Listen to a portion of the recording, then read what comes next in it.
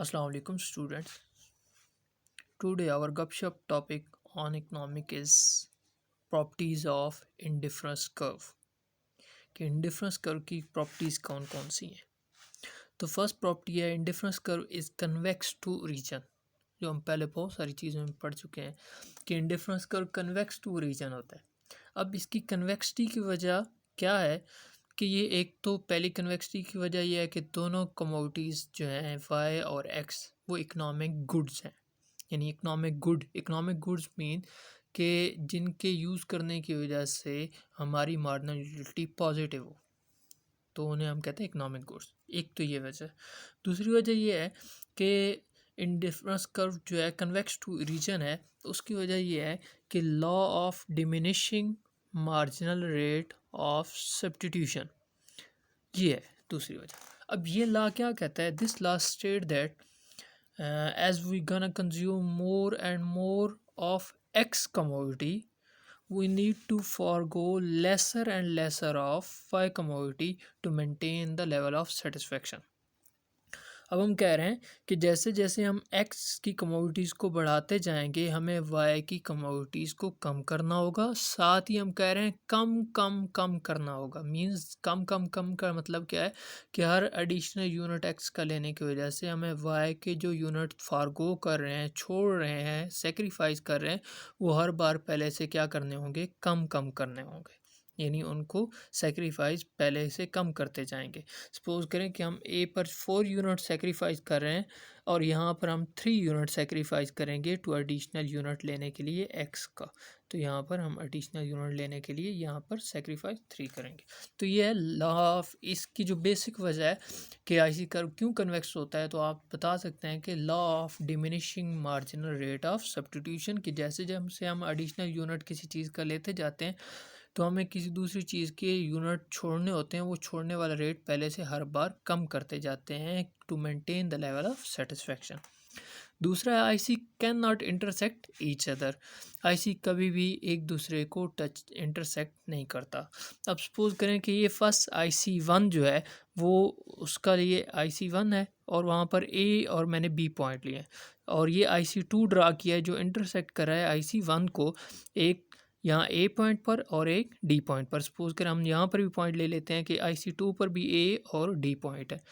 अब हम कहते हैं कि आईसी जो है एक आईसी के ऊपर any point on the same indifference curve provide a same level of satisfaction.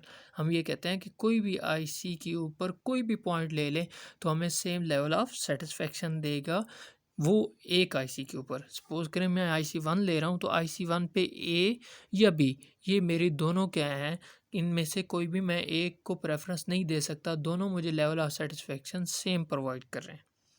इसी तरह दूसरे आईसी पे आऊँ तो IC2 जो है वहाँ पर ए और डी पॉइंट मैंने लिए हैं, तो ए और डी दोनों मुझे same level of satisfaction provide कर रहे हैं।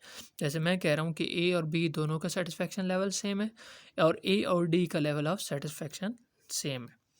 अब एक आईसी के ऊपर लेवल ऑफ सेटिस्फेक्शन सेम होता है, अब ये इंटरसेक्ट कर रहा है, तो सपोज करें ए और बी ये दोनों सेम प्रोवाइड कर रहे थे और ए और डी दोनों सेम प्रोवाइड कर रहे थे लेवल ऑफ सेटिस्फेक्शन।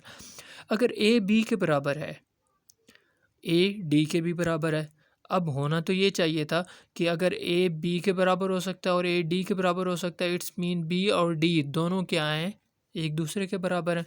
ये मैं कह रहा हूँ कि ये 4 है तो ये भी 4 है, अगर ये 4 है तो यहाँ 4 आएगा, ये 4 इसकी इक्वल 4 की इक्वल है, यानी दोनों क्या है, बराबर है। तो ये सारे क्या होने चाहिए, बी भी 4 होना चाहिए था, डी भी 4 होना चाहिए था। लेकिन यहाँ पर देखा जाए तो यहाँ पर बी पर आप जो कमोडिटी खरीद रहे हैं वाई की इतनी खरीद रहे हैं, ये वाई की, और ये एक्स की कमोडिटी इतनी खरीद रहे हैं। लेकिन डी पर देखा जाए तो हमने दोनों कमोडिटीज़ में इजाफा किया, एक्स में ये X2 पर चली गई है और यहाँ पर देखा जाए तो ये कुछ इस तरीके से ये Y2 पर है। अब जब एडिशनल कमोडिटीज़ लेंगे तो लेवल ऑफ सेटिस्फेक्शन भी इंक्रीज़ होगा।